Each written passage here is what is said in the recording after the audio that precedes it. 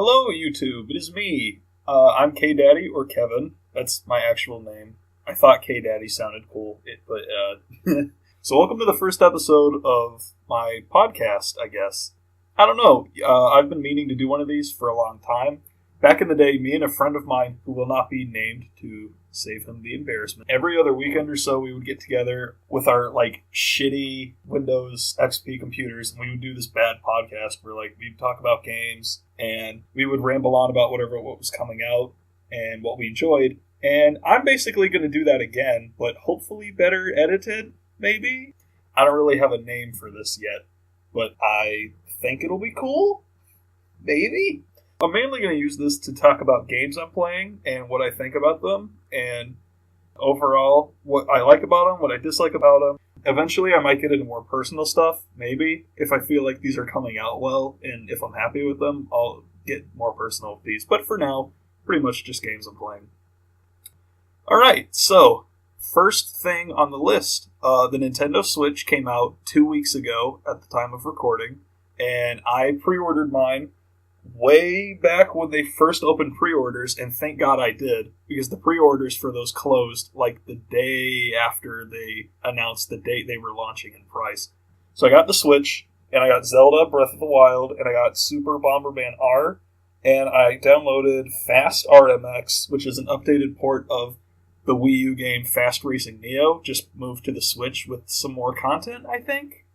So I'm going to be talking about mainly what I think of those three, and then I'll go into other games coming out this year I'm really excited for, and what I hope to see in them. Okay, so I'm going to start with Zelda first.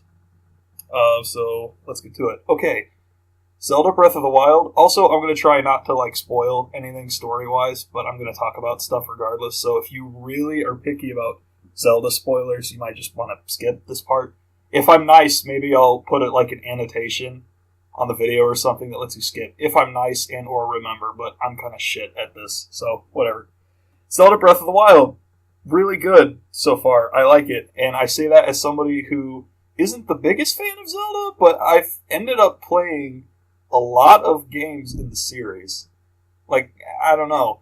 I don't consider myself a Zelda fanatic, but I've played through Ocarina of Time, Wind Waker, Twilight Princess, and Link Between Worlds. I think those were the ones I beat, and then I've played a lot of the other ones and just didn't finish them.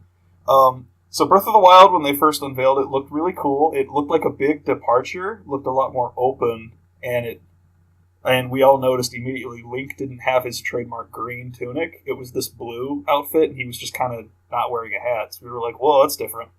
So, getting into the memes about the game, everybody's been joking about how hard the game is, and I wouldn't really say it's hard so much as it is just, I don't know, I wouldn't say it's unforgiving either. It's just kind of a wake-up call, and how it's different from other Zeldas. I think the biggest thing I can think of is they really do just kind of throw you in. Slight spoilers, but at the beginning of the game, you wake up as Link. He's been sealed in a chamber for 100 years, and he has literally nothing but the clothes on his backs. You run into an old man who says that he will help you, give some insight on what you're doing if you visit 4 shrine areas around the basic environment you're in. And then the game pretty much just throws you loose until you do these 4 things.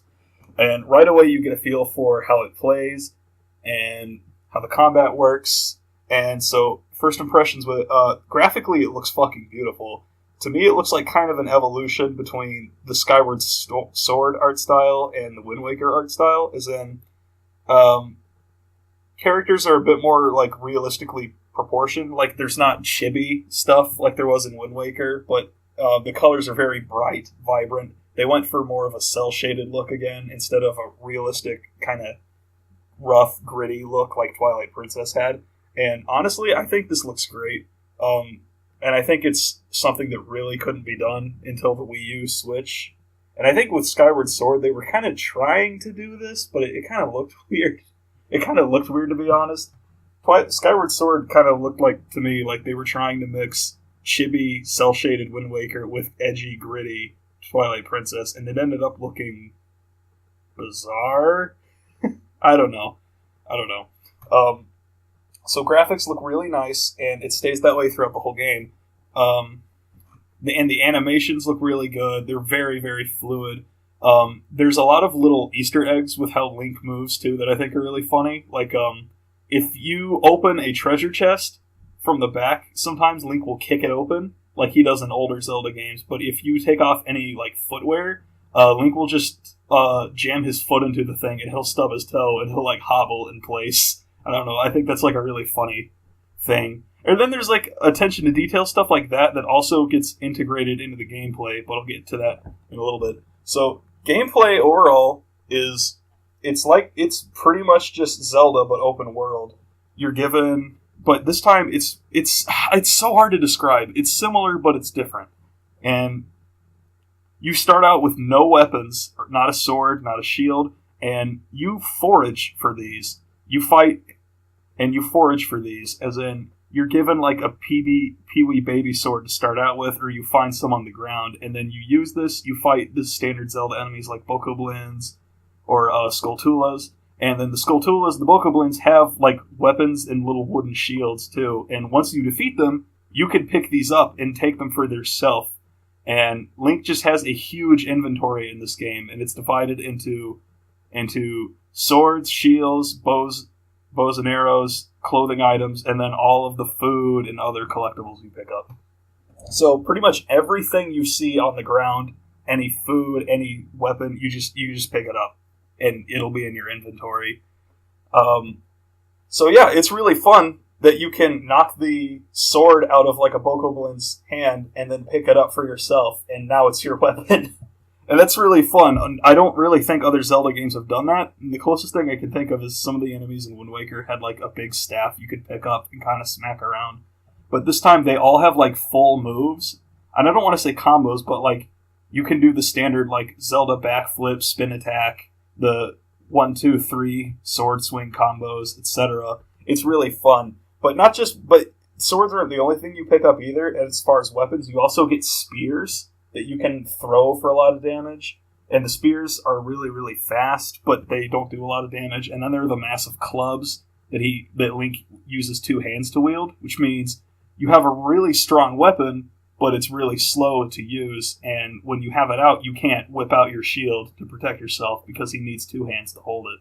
Those are some of my favorite ones, and it's kind of a risk-reward with those guys, because it's like, they're really slow, but man, if you manage to hit somebody with them, oh, it feels so good. They're down in like 2 hits. So, weapons are really cool. And the weapons, neat as they are, I'll get into something that I kind of get annoyed with a complaint of the game. But overall, the weapon system I think is really neat. There are so many different kinds of weapons you can get by doing puzzles, finding them, fighting enemies, finding them in treasure chests. And as you would expect, as you play through more of the game, you go to the harder areas of the map, you get better equipment. And that'll lead you to an advantage. That's something I like about the game. And I guess, while I'm praising it, I might as well continue. Like everybody's been saying, like I've already said, Zelda's really open world, and they mean it. You, from the get-go, can actually go anywhere. As soon as you leave the first area of the game, which is titled the Great Plateau, you can go anywhere. In fact, you can literally go fight the final boss as soon as you start the game. Now that's ill-advised because you don't have any heart, stamina, etc., and you'll get destroyed, but if you somehow manage to beat him, yeah, you can just see the credits as soon as you begin. In fact, I believe there are several speedruns that do just that. So that's just to give you an idea of the freedom. Although I have heard if you rush and go ahead and defeat the final boss, you get something of a bad ending, or you don't get the full ending. Like, you beat him, but you beat the final boss, but it's like, you don't really get, you never learn about the story at all. And that openness extends to the kind of gear you find. Enemies are harder in some parts of the map and they're easier in others, but you can go to these areas in any order you please. For me, to make it kind of easier to play, I'm trying to stick to a linear progression. Like, I'm trying to go to the easy areas first and then do the harder ones once I get better gear. But if you want to, it is entirely possible to just go to a hard part of the map, do a really hard mission where you kill some really strong guys, or you do a really hard puzzle. It is entirely possible to do those, get bigger, get really good gear, and then come back to the easier areas and just destroy everything. Like, if you can do it, if you are able to do it, then the game just lets you do it. And that's something I really like. And that's an overall design I like about this game. It's a really good risk-reward thing. And I think that also comes back to the combat a little bit. So, like I said, Zelda combat, you have the same basic moves. But there's one more thing they added that was kind of like something that was in Hyrule Warriors, where you have like a dodge reward thing, where enemies will take swipes at you, and then Link can do his sidestep jumps or his backflip. And in this game, so if you have your weapon out and you do one of those at just the right time, like right as the enemy's thing is about to hit you, the game does a slow-mo effect, and a prompt comes up for the Y button that says Flurry Rush. And so what you do is you mash the Y button, and then in slow-mo move, Link swoops in and gets like a shit ton of free hits on the guy. But of course, this is really hard to time, so unless you're really good at spot dodging, jumping, and all that, you're going to have a hard time activating this. But that's what I like about it. It encourages you to engage the enemy and not just shoot him from afar. It encourages you to get up there and lay the smackdown, because if you can master dodging, you can like destroy an enemy that maybe is way tougher than you were prepared for at first. It's a risk-reward thing. If you play it risky, you can come out of there alive with a bunch of cool gear, or you can get your shit destroyed. It's really up to you. So next thing I like about it, the game does have dungeons, but they're not really the main focus as far as puzzle solving I can tell. They are there, and they're about the length of a standard Zelda puzzle, maybe a little shorter, but I think to supplement that, there are 101 of these little buildings around the game called shrines, and they're basically, you go find a shrine, you go inside it, and you do a quick, maybe like 5 to 10 minute puzzle, and you're finished, and you are rewarded for completing it a spirit orb, which is what you use to upgrade Link's heart containers or stamina vessel, like the stamina wheel from Skyward Sword. That's returned. So in this game, that is how you get more heart containers. You don't just find heart pieces around the map anymore, which I'm kind of glad. I kind of hate finding heart pieces. Like, I hate them. But this is a really neat idea, and I'm glad they did it. I'm glad they decided to shake it up. The shrine puzzles are kind of weird because they range from really, really involved to you walk in and you're done. It's funny. So, like, most of the shrine puzzles I encounter are you go in there and you have to use some sort of thing in Link's arsenal to solve a puzzle. Like, maybe you have to light all the torches in a creative way, or you need to blow up specific parts of a thing. There's been some cool physics puzzles where you have to tilt the controller or the gamepad, if you're playing on the Wii U, to like move a ball around a maze, kind of like Super Monkey Ball style, to get it to a goal. And those have been pretty fun. And the gyro controls are really responsive for those too, which also helps. And there's some of those, and then there's some where you walk in and you just fight a really strong enemy who wields several weapons. And as for the rest of the game, once you destroy the enemy, you can just grab his weapons and then they're yours. And that's awesome. Every shrine, in addition to the spirit orbs, also has treasure chests inside that might have weapons, armor pieces, items, pretty much anything. And those range from, hey, cool, an awesome piece of armor, to, yay, I got 5 arrows. Yippee. If anything, I wish they were a little more consistent. The one really odd thing that I will defend are the shrines where you walk in and you just get a treasure chest and the spirit orb. It's just a linear line. And normally that would piss me off, but the only reason I'm okay with it is because for those shrines, the challenge of that mission is not actually doing the shrine, but it's getting to it. There are several missions where there is a shrine hidden, and you have to solve some kind of riddle to figure out how to unearth the shrine. Once you figure out how to do so, the shrine appears, and then you walk in and claim your reward. So I guess they've at least segmented those into the challenge was getting here, so we might as well cut you a break and just give the thing to you since you already did something that was challenging. So I'll let that one slide. And it's still kind of weird that how like variable they are, but I'm still thinking that was a fun idea in the end. I oftentimes end up just playing the game for hours just looking for shrines. Like, I've barely done this story, and I already have really nice equipment. And I never, like, I have to make myself do the story because the side quest stuff is so fun. Okay, next thing I like that I was surprised about was, this is the first fully voice-acted Zelda, is what they're claiming. It's actually not fully voiced. Most NPCs still do their kind of grunts, cries, noises, etc. But the important cutscenes have actual voice acting in them this time. And as we were expecting, the main characters all have a voice except Link. And interestingly, this is the first Zelda I can think of where you cannot rename Link because the characters refer to him as Link in the dialogue. So you actually cannot rename him in this one, which is different for Zelda. Which means you can't just call him Ass Titty and have Zelda be like, the legendary Ass Titty. It's you. You're the one we need. No.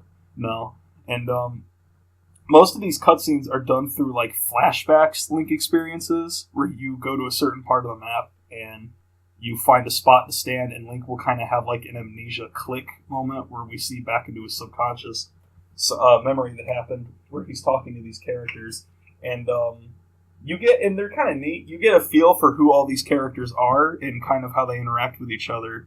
And I feel like at first the voices sounded kind of gross, but they're really growing on me, especially Princess Zelda's. Like hers, they gave her like a faux British accent, which to me felt like they were trying a bit hard. But I haven't looked up anybody's name who voiced it, but her voice actress ended up doing a really good job putting emotion in for some of the scenes. Like, I was really impressed. So she kind of grew on me in that regard. And I think there is supposed to be a continuity to these scenes, but the problem with that is you can go watch these in any order, and I have no idea what the order is supposed to be. I've been told Zelda is kind of mean in a few of them, but all of the ones I see, she's really nice. So that's going to be kind of funny if I see all the nice ones first, and then I see the mean ones afterward, because then it's like, I don't even want to save you now. You're mean. I don't like you. I don't even like you now. Okay. And that's pretty much the last thing I will say positive. I'm going to go a little bit into the negative stuff real quick. So far, the main complaint everybody's been saying that I'm going to have to agree with is the weapons are really fragile. So every weapon breaks after a certain amount of uses, which means you need to switch to another weapon in your inventory or get another weapon somehow. And I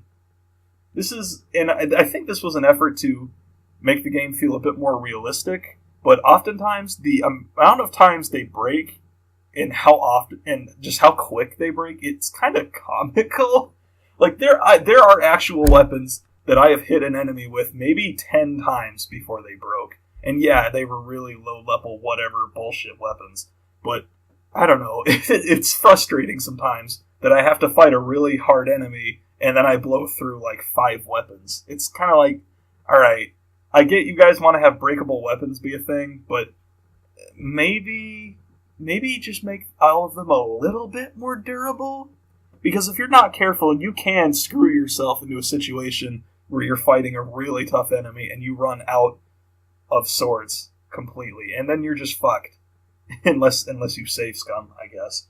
And on that note, the enemies are really fun to fight, but some of them are super fucking aggressive, and they do a lot of damage, even like really early on in the game. People have been calling this the Dark Souls of Zelda, which I don't really agree with, but I kind of see what they're getting at in that you kind of have to learn how to fight some of the enemies, especially the ones with the longer weapons, because, God, they will just wreck your shit. Like, I've had enemies at the beginning of the game, like, 1 or 2 shot me, like I'm dead after 1 hit. And so, I guess the argument here is that you should just start shooting them from afar and get better at the dodging, and that's true. I definitely had an easier time with enemies once I got a little bit more used to the combat system, but I don't know. Maybe this isn't the most valid complaint, but I feel like maybe some of the earlier enemies could be toned down a little bit, maybe lower some damage values. I feel like it'd be an easy fix. That's kind of it. And the last real complaint I have is also the game's biggest strength with how open it is. Sometimes knowing where you need to go for the story isn't exactly clear, and sometimes the directions on how you need to do something were not very clearly stated. And oftentimes, you'll have to hear me out, but so when you do story quests, the next spot you need to go to is labeled on the map, and I know you're thinking, well, that's perfect. You just go to the spot on the map. How could that be any simpler? Well, the reason why I think this is an issue is you do these things, but then oftentimes the game will say, like, okay, I had a situation where a certain character asked me to go find 20 shock arrows. Well, the thing is, he says, well, the issue is these shock arrows are on top of a mountain, and there's this giant monster up there who's crazy hard to kill. Like, he's pretty much impossible to defeat at the point in the game you're at. And so these shock arrows are scattered all over the battle arena, and yet this guy mows you down the instant you set foot in his territory. So it's kind of like, how are you supposed to do this exactly? And it's like, well, I guess you can just get the shock arrows and then run away, but he just destroys you before that. Like, one hit from this guy kills you. I'm not even joking. If you didn't save up and get a lot of heart pieces, you're fucked. Like, you can't do it. I don't know. But, I mean, the game is never, like, impossibly difficult, and with trial and error, you can kind of get past some stuff like this. And I feel like the other example I had of this was in one of the game's dungeons, which was really cool, and this is going to spoil a little bit. The dungeon was in the shape of a giant elephant, and to complete the dungeon, I had to activate 4 terminals in various parts of the dungeon, and then go to the center of the area to fight the boss. The thing about that was, I'd go to these spots where these terminals were, and for a couple of them, it was really weird how I had to actually get to the terminals. One of them, like, a couple of them felt like I wasn't doing it correctly, if that makes any sense. Like, there are so many ways to approach some of the obstacles in this game, sometimes I feel like I'm not doing this right. And, again, slight spoiler, one of these points is on the trunk of this massive elephant. Now, you can control with a switch how much his trunk points up or down, and so you have to manipulate this cleverly to be able to get onto his trunk and activate the point.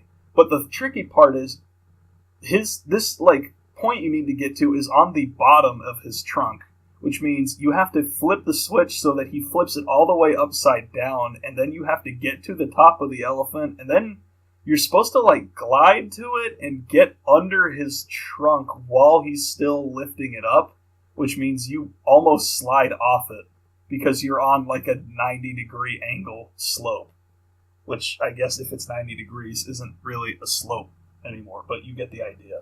And I did get it, and I finished the dungeon and everything, but that part to me stuck out as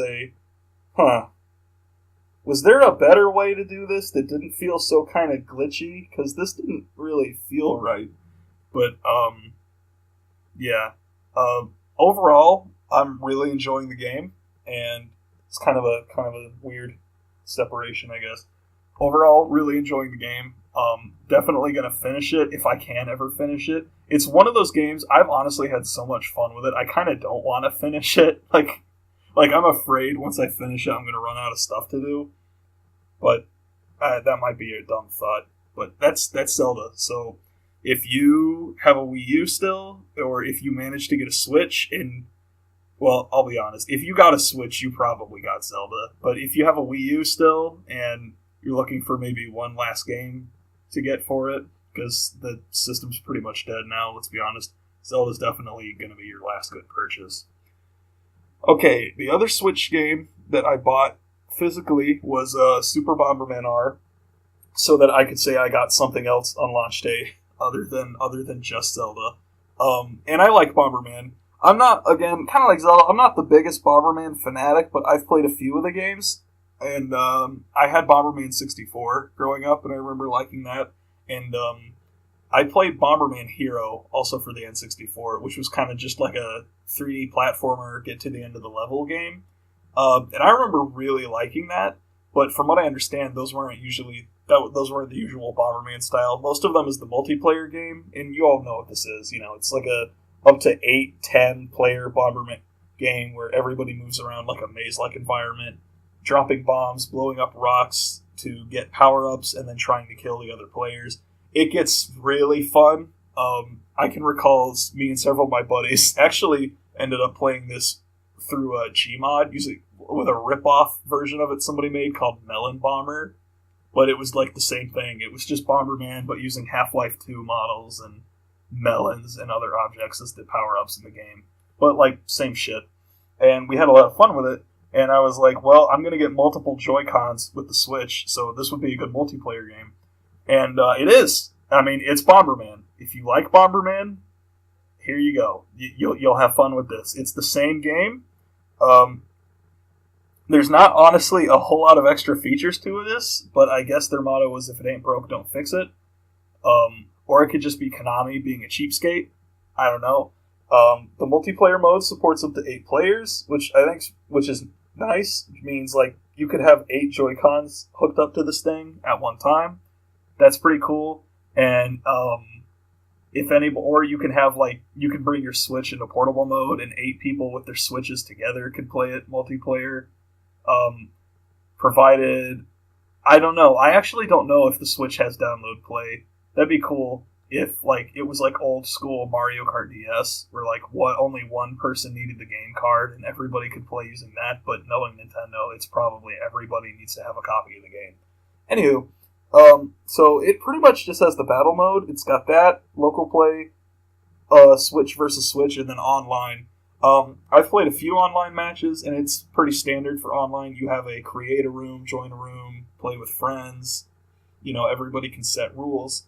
The online, so far, from what I've played, wasn't great. It worked, but I had a lot of lag. But the thing about the lag is I don't know who the fault of it was, because it lagged every match I played, but the internet on campus is also not very good, so that might have been the cause. Either way, online wasn't perfect. And then there's also a story mode. So you have local multiplayer, and then there's also a story mode in Super Bomberman R, and it's kind of like a kiddie, dumb, fantasy story. Let's go fight the bad guy story. Like Saturday morning cartoon thing, I think was the vibe they were going for. It's okay, honestly. It's pretty simple, like, get to the end of the stage, activate switches, and get to the end, kill a certain amount of enemies. It's pretty basic. I think it's also co-op, so that might be fun if you're playing it with a friend. And I'd be completely sold if half of the story mode wasn't utter bullshit. And it seems like most of the challenge from what they're doing in story mode, you get thrown in a big maze area, and it's like, okay, find these switches. But the game bombards you with enemies all over the place, and you don't have health or anything. If you touch an enemy, you lose a life. And there's just enemies all over the goddamn place. So that, coupled with, like, bombs exploding everywhere, or accidentally, like, trapping yourself in a corner when trying to kill an enemy, which is something I kept doing it over and over, you run out of lives pretty quick. And then there are bosses at the end of each world where you do like a little Bomberman match against the boss, like on the grid levels, and then once you finish that, the boss goes into like a mech, and then you fight them in a giant arena. And those would be really cool, and graphically they look neat, but some of those are just straight up shit. I don't know if the hitboxes were way too big for the mechs or something, but, like, I swear there were times where I walked up to the box to drop a bomb near him, and I died, and I didn't actually touch him. I think it was the fourth boss that was like a karaoke joke, like, the person sings really bad, so her attacks are her screaming into the microphone. That was without a doubt the worst boss in the game, because she exposes her weak points like for actually 2 seconds. And the thing is, you have to be able to run to that side of the map, drop a bomb, and wait for the bomb to explode on the weak point in that time frame. And the bombs usually take about 2 seconds on their own to explode, which means unless you somehow get lucky and get over there in time, you're not attacking the enemy. That and the whole screaming into the microphone thing is really grating on the ears. I had to turn the volume down on the game to finish this. But yeah, story mode, honestly, some of the bosses were really good, though. I liked one where it was this showbiz boss guy. Like, he was like, I'm the cool TV spotlight boy, and there were cameras centered on him, so you had to walk around and bomb the cameras, and then he'd get all sad, and then that was your chance to unload on him. And I thought that one was pretty fun. But overall, story mode really wasn't that fun, and I basically was forcing myself to finish it by the end of it, because that's how you unlock some of like the outfits you wear in multiplayer or a few extra characters. I was really just trying to get it over with by the end of the game.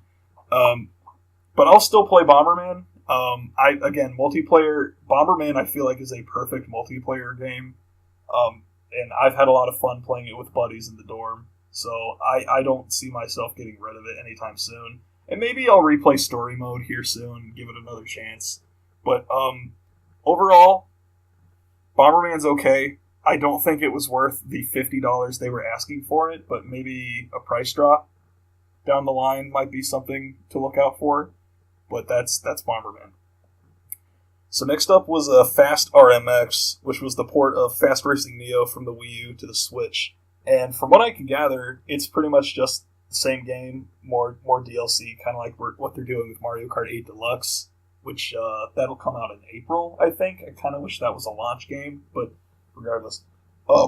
Excuse me. I remember this coming out on the Wii U, and everybody was like, oh, it's F-Zero. It's F-Zero. It's a new F-Zero. It's like the indie F-Zero game we've been waiting for. And to me, that kind of worried me, and it made me not want to play it, because I like F-Zero, but I'm so goddamn awful at it. And it moves so fast, and it's really unforgiving. Like, if you fall off the track, you die, and you have to restart the race. It's really frustrating, but I want to like it. So I look at Fast Racing Neo, and I see footage of it, and I'm like, this game looks really fucking cool, but I'd probably be bad at it, and I didn't want to waste like $20 or however much the game cost. So I was like, well, I'm not going to get it, because I probably wouldn't have a good time. This time, however, there wasn't a whole lot the day the Switch came out, and that game was available on the eShop. So I was like, you know what? I've got leftover money. I'll get it. And I'm glad I picked it up this time. So, I'm really glad I got it this time, because holy shit, I was missing out. And so, to give the game an introduction, okay, so it is kind of like F-Zero. It's really fast racing. Fast Racing Neo. It is a racing game where it's all about skill. You race a really fast-moving car on a twisty, turny, corkscrew track. And you try to gun for first place. And you have a bunch of different cars to pick, a bunch of different tracks. I'm not even close to unlocking all of them yet. And so the main thing that seems to separate it from other racing games is there's a color change mechanic. So, like, you're driving your car and you're drifting and stuff. And so laid down on the track will be ramps and, like, boost strips that are colored blue or orange. And so whenever you encounter these, you hit the X button on the controller to switch your car's color from blue to orange, orange to blue. And so the idea is you want to try and match colors. So, like, if you want to get a boost from the blue strip, you have to really quick hit X to be blue. If you see an orange ramp, if you want to launch off that ramp, you have to be orange colored. And so the punishment, if you're the wrong color, is you slow down if it's a boost thing, or you don't get the ramp, which occasionally might be the difference between life or death. Some of the later tracks I played did have a section where there was only one ramp available, and it was orange, and I missed it, and I just plummeted off the course. So earlier on, the game's a little bit more forgiving about stuff like that. Like, the ramp was just to go to a secret area, but you can still go to a bottom area and drive. the controls feel really good with that too, and I haven't really had too much of a problem steering. The one thing I will say, though, is I run into walls all the time.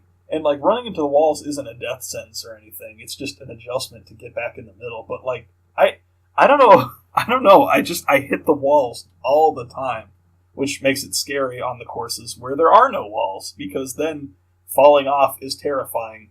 But I'm a little less intimidated by this game than I am with F-Zero, and that's because as challenging as the game is, I don't really feel like it gets to be that unfair, because overall the driving to me feels more fair than F-Zero. Drifting is easier, and that it's not really a drift so much as it is you move and then you hit a button to lean your car in one direction. So you lean left or you lean right to make a sharper turn, which to me I like more than the like weird drifting that F-Zero does, because I end up sliding off the course, whereas this one, it doesn't really happen. And also, I like the way the game handles deaths.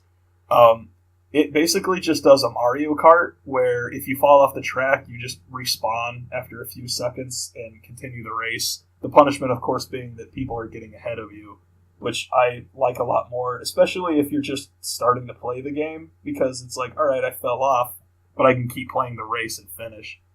Which to me it's a better way of getting you used to the game than what F-Zero does, where if you fall off the track, you have to restart the entire race. Like, all that is to me is just kind of frustrating, and I'm glad they avoided that pitfall with this game. But I haven't played as much of this one. The one I've played the most is definitely Zelda, followed by Bomberman. So I have played this one the least, but I'm looking forward to playing more of it. It's got a good single player. I think there's a multiplayer, and it's the multiplayer's really functional. I think it has online play. I'm not 100% sure on that, but I'll double check later.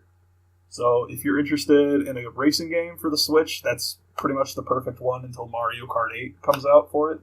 But yeah, Fast RMX was really good. I'm glad I got it. And as for any other Switch games, I'm looking at getting Blaster Master Neo. Haven't played it, and I've never played the original Blaster Master. In fact, my only exposure to that like series was the tank you control in that game, being in that Super Mario crossover game, the one that was like it was a Flash remake of Super Mario Brothers 1, but you could play as a bunch of different NES characters like Link or Mega Man or Kirby, and the tank was in it. But I've seen some footage, and it looks really fucking cool, so I'll probably get that down the line. But yeah, that's the Switch games I have. So for the rest of this, I'm going to talk a bit about some games coming out later this year that I think look really neat and that I think I'd like to get. So the first two probably are no surprise if you know me. I'm a big Sonic fan, and I'm really, really looking forward to Sonic Mania and the Project Sonic 2017 game, which just got an official name. It is now being called Sonic Forces, but I'll get into that one in a little bit. First, I'm going to talk about Mania. I love 2D Sonic. It's what I grew up on. I played Sonic Adventure, of course, when those were kind of newer, and I played the GameCube version of those, Sonic Adventure DX and Adventure 2 Battle. But I got Sonic Mega Collection as a kid for the GameCube, and I played the shit out of Sonic 1 and 2, and Sonic 3 and Knuckles once I unlocked it on there. I honestly can just play those games any day of the week. They feel really good to play. The music was always really nice, and I like the graphics. So seeing an officially licensed 2D Sonic continuation that looks and plays just like the Genesis games, but better, really excites me. And it really excites me that they got Christian Whitehead and some of his crew to work on it. And if you don't know, Christian Whitehead is an indie developer that rebuilt Sonic 1, 2, and CD using a new engine that he developed to work on the iPhone, and then that got ported to other consoles at Sega's permission, which to me is like a fanboy's dream. This guy was a ROM hacker and a modder who ended up making superior ports of the old Sonic games, and Sega was impressed enough with it that they officially released them. The Sonic CD remake is really good. It's on pretty much everything. Like, it's on Steam, it's on the iPhone, it's on PS3, it's on Xbox 360. If you got any of those, and if you see it on sale for cheap, it's usually like $5. And if you're curious, I'd recommend it. The Sonic 1 and 2 remakes are on iPhone and Android. For some reason, those aren't on consoles. I wish they were. But anyway, back to the topic at hand. So anyway, Sega let these guys basically make their own Sonic game and have it officially come out on all the consoles, Mania, and that has me really excited. If I've seen anything from these guys' work, it's that they really fucking know their shit. Like, they know what they're doing, and I have no doubt this game's going to be good. Graphically, it looks really nice. The Green Hill Zone stuff looked cool. I was a little skeptical when they were like, alright, the level we're showing you is Green Hill Zone Act 1, and I'm like, really? Because Green Hill Zone's been in a lot of Sonic stuff redone, and even the level design was the same at first, so I was like, is this just going to be like redos of older Sonic levels? Because that's kind of lame and a waste of potential, but I kept watching, and so what they're doing with, aside from making all new levels, they're doing remixed versions of older ones, so Green Hill Zone, halfway through, it stopped. So, like, after half of Act 1, all of a sudden it goes underground and you're in this, like, subterranean cave environment. And then there's, like, all new level design all over the place. Like, really cool loop-to-loop physics stuff, new environments, new backgrounds. There was a new boss at the end of Act 1. It was, like, a basic warm-up boss thing. That was really neat. And they just showed this week Act 2, what Act 2 looks like. And so Act 2... You go from the subterranean underground, and then Sonic breaks through the ground, and you end up in this like mountain range, kind of windy hill environment. It kind of reminded me of Windy Hill from Sonic Adventure, if you've played that. But yeah, that all looks really neat. I'm gonna keep saying that a lot, so you'll have to bear with me. Also confirmed to be coming back as a remixed level was a Flying Battery Zone from Sonic 3 and Knuckles, which that's like my favorite level from the whole game. I love the aesthetic of it, and if you haven't played that game, it's basically you're in a flying battleship. So you go in between like inner machinery parts, and then you go to the lower areas where you're like in the sky platforming on really tight small platforms. It's really cool. The music's cool. The whole environment's neat. I really like that level. So if they're doing to that what they're doing with Green Hill, then sign me up. There's a bunch of other levels too that look neat. If I talk about them, I'm going to be here all day. So I'll move on to the next thing, and that's more Sonic Forces. So Sonic Forces is going to be the next mainline 3D Sonic game. It's made by Sonic Team. I think like the big Sonic team, like the one that made Sonic Generations. And from what I understand, they're using that engine again, so they're doing the kind of 3D Sonic with the boost, 3D to 2D viewpoint that those games have been doing. And if I'm going to be honest, that's like the best Sonic has ever played in 3D to me. So I'm really happy they're not just throwing that idea away. I'm glad they're expanding on it. From what I can gather, the game's got a really dark premise. It's like, and from what they said, it's basically Sonic failed to stop Eggman is the plot, and now Eggman has actually taken over the world. And so everything they've shown of it looks really like dark, and they showed footage of it finally, and it's the like unleashed daytime Sonic Generations modern Sonic style. So they showed Sonic in what looked like a ruined city with these giant like Eggman robots blowing shit up all around him. There's like explosions going everywhere, and it's really cool. There's a lot going on, so I hope the game can handle it and not like tank in frames too hard. And something at the end of that I thought was neat was that whole like ruined city is right next to what looks like a Green Hill area. So I'm curious if this is them like low key confirming he's destroyed Green Hill Zone. I don't know, but they said there's going to be 3 playstyles this time instead of just Generations is 2. The modern Sonic style from Generations is in it. Classic Sonic is back, and his style from Generations is returning. And then they're adding a third gameplay style with, I think, a new character, because they're not saying anything about it. So it might be a new character. I'm curious what it's going to be. Some people are guessing Boom Sonic, which I'm going to be honest. If it's booing Sonic, I'm going to be kind of sad. Other people said maybe like Dreamcast Sonic, and maybe his levels would play like more like Sonic Adventure 1 and 2. I'd be more okay with that, to be honest. Like, I wouldn't mind that as much. But yeah, I have no doubt the modern Sonic and classic Sonic stuff is going to be good. Hoping whatever the third game style is also ends up being decent. Next up, the Crash Bandicoot Insane Trilogy. Other disclaimer for anybody that doesn't know me, I fucking love Crash Bandicoot. That was my favorite PlayStation game growing up. That was a lot of people's favorite game growing up. So when they announced we're remaking Crash 1, 2, 3 all-in-one trilogy for $40, and they're like full remakes, it's not just a remaster where it looks slightly nicer, I was like, holy fuck, I've wanted them to do that for years.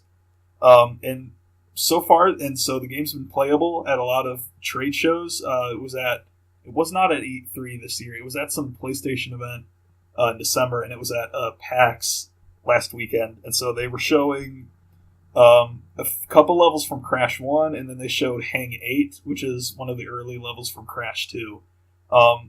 And overall, game looks like it plays fucking great. They kept the level design the same.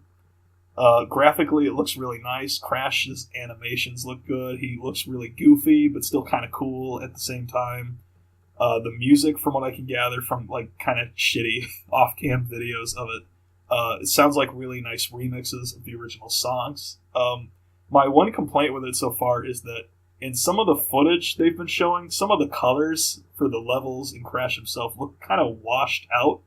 Like, you can still see color, but it's not quite as vibrant as what was in the PlayStation games.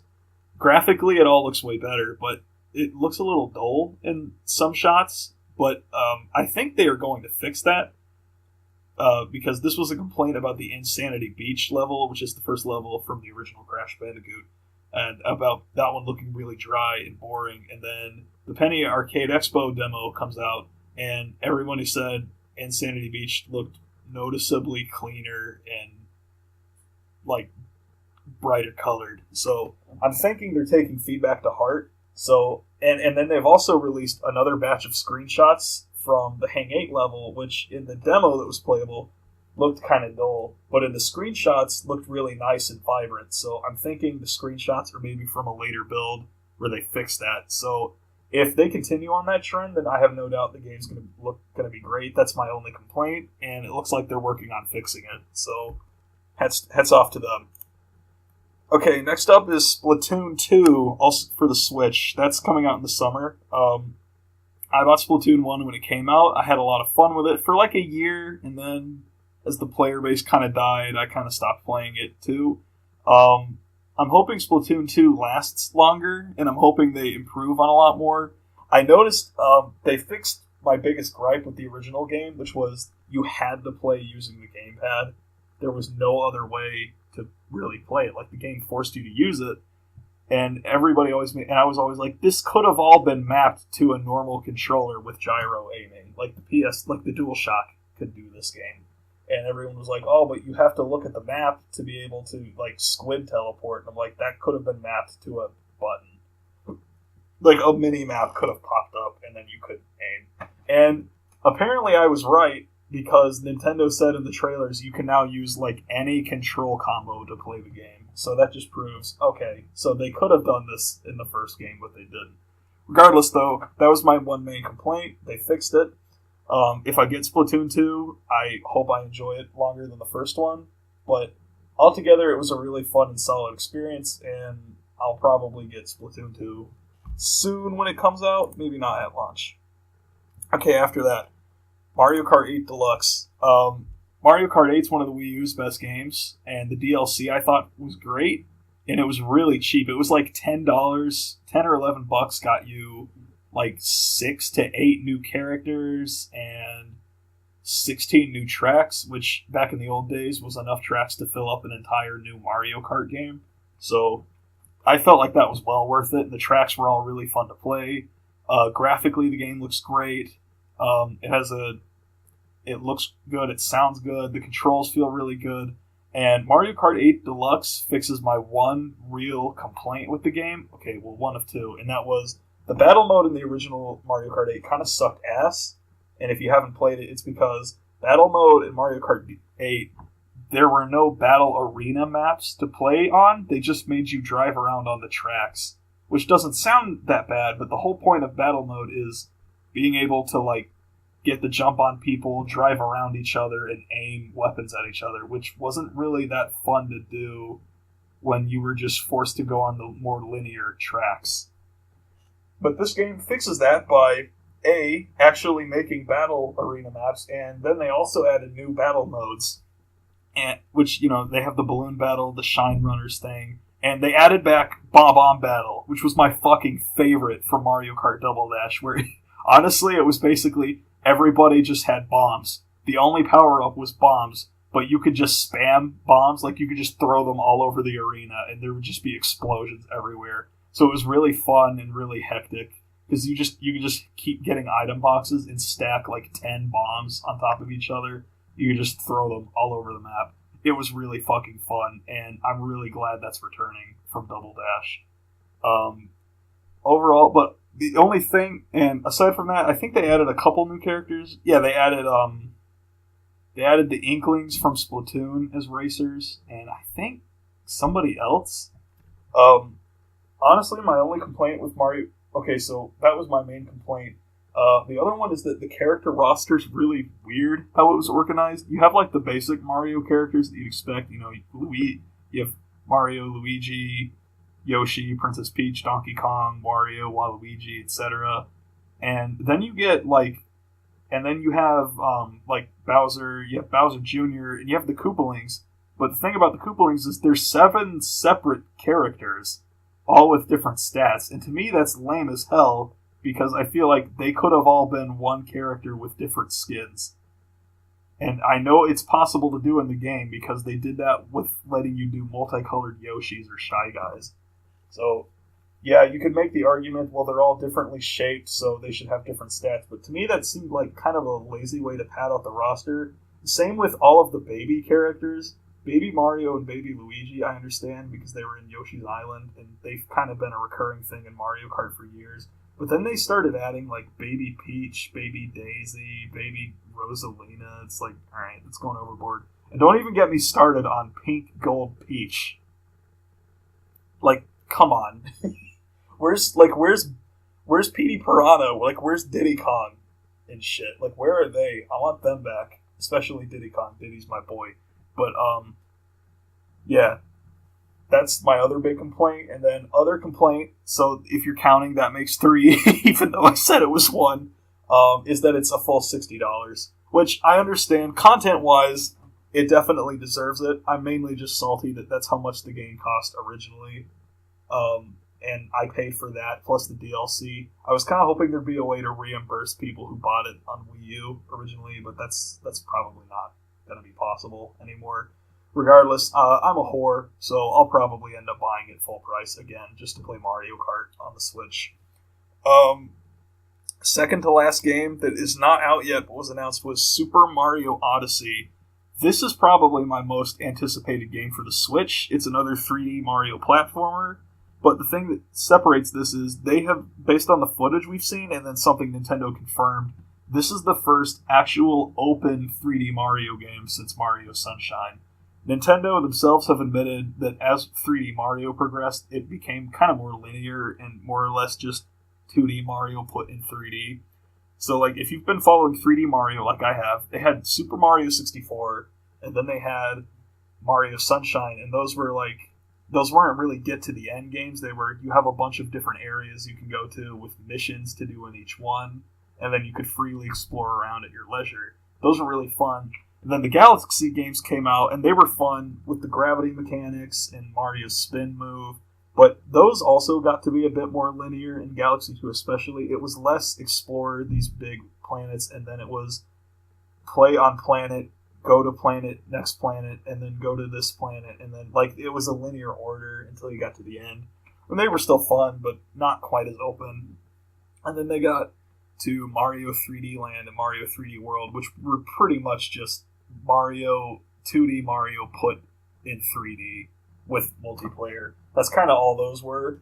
And while those were fun, I felt like those didn't really...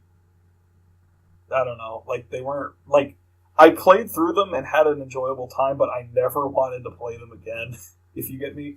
But Mario Odyssey, graphically, it looks really cool. The trailer showed Mario kind of running around in what looked like a realistic New York City, which looked kind of funny. A lot of people were making Sonic Adventure jokes, because it looked like Station Square. And then it showed Mario in some kind of like flying airship thing going to what looked like different worlds. Like, he goes in the airship thing, and then he's on like a desert like a El Dio de Muertos world. So there's like all these cute little skeletons. It's like a happy little village that he goes to, and then there's another one where it's this like surreal polygonal like desert-based area where the Hammer Brothers are throwing like pots and pans instead of hammers. And then he goes into some like darker, rainier looking forest area that, if I'm going to be honest, kind of looks like Planet Wisp from Sonic Colors. You have this like lush green forest, and then you get to this red like machinery kind of destroying the forest as you go around. And that's pretty much what they mainly showed, was just Mario kind of dicking around in all these areas. And graphically, it looked really nice. Mario's animations looked cool. Overall, really, really fucking excited, especially if it's another open Mario game, because I've been dying for another one of those since Sunshine, and I'm really glad that Nintendo's making another one in this style. That doesn't come out until, I think, like around Christmas, so probably like November, but I'm anxiously awaiting that one.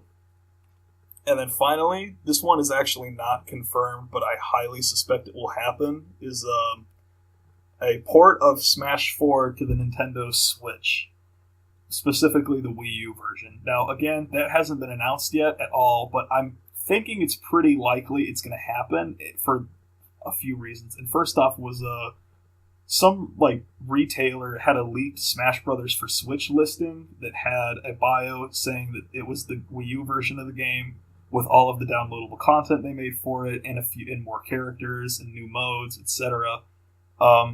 And I would call bullshit, because people make up these kinds of things all the time. But the retailer that leaked this also leaked all of the accessories for the Nintendo Switch and their prices, and all of those ended up being correct. So I'm thinking this might actually be a reputable source as far as this goes. And that's one thing. And the other thing is, recently, I'm not really sure what the terminology is, but the codes Nintendo has as IDs for all of their amiibo they make, there's like formats for different ones. So like the ones for Smash Brothers all have like a certain code structure, and then the ones for like the Mario amiibo, like specifically Mario, have their own, and then the Kirby ones have their own. Well, recently 4 new Smash Brothers ones popped up on the like certification, and so what we're suspecting is that 3 of them represent amiibos for Cloud, Corrin, and Bayonetta, because those, while confirmed to be in development, never actually came out. They announced like ages ago when Corrin and Bayonetta were confirmed to be in Smash 4. They announced we're making amiibo for all of these, and then they just kind of never came out. And I've always been under the, and they do exist. Platinum Games, the developer of Bayonetta, teased a little bit of the Bayonetta amiibo and said, here's what the amiibo looks like. We're not allowed to show the whole thing yet, but stay tuned for an upcoming announcement. And I guess my mindset is, why would they be withholding these 3 amiibo if they didn't have some sort of announcement plan? Like, why not just release them, since the Wii U is dying as is? I feel like they're holding them off for some reason. So I think that's what those 3 are going to be, is Cloud, Core, and Bayonetta. But then there's a 4th one that popped up, and we're not really sure who that could be, but a common guess is the Ice Climbers, since they were cut from the Wii U version. And according to interviews, the Ice Climbers were supposed to be in the Wii U version of the game, and they had to be cut because they could not get them to work on the 3DS without tanking the game's frame rate. And since they wanted to keep the character rosters the same between the Wii U and 3DS versions, they decided to just cut the Ice Climbers out of the game altogether. So I'm thinking those 2 are going to I'm thinking Ice Climbers, since they reportedly had them finished and working on the Wii U version, so, that's an easy way to just add a new characters. Let's take the character that we did have working and just add them back in. But yeah, Smash 4, if it comes out with all the DLC, definitely buying it. I don't mind paying a lot of money for that one again, because content-wise, I feel like that one had way more than Mario Kart. So even though I'd end up paying $60 for the same game again, I feel slightly not as bad doing it for Smash. And that's kind of the end of this podcast, I guess. I pretty much talked about what I wanted to talk about. So if you liked it, maybe leave a comment. Ask me to have any ideas for discussion. You could always IM me, whatever. I don't think IM is the word the cool kids use anymore. So I guess that's going to be it for this episode. Again, this is kind of just me testing out how this is going to go. So if I like how this came out and it maybe gets attention, maybe I'll do more. But until then, I guess stay tuned. Maybe? Okay, bye. Not as bad doing it for Smash. And that's kind of the end of this podcast, I guess. I pretty much talked about what I wanted to talk about. So if you liked it, maybe leave a comment. Ask me to have any ideas for discussion. You could always IM me, whatever. I don't think IM is the word the cool kids use anymore. So I guess that's going to be it for this episode. Again, this is kind of just me testing out how this is going to go. So if I like how this came out and it maybe gets attention, maybe I'll do more. But until then, I guess stay tuned. Maybe? Okay, bye.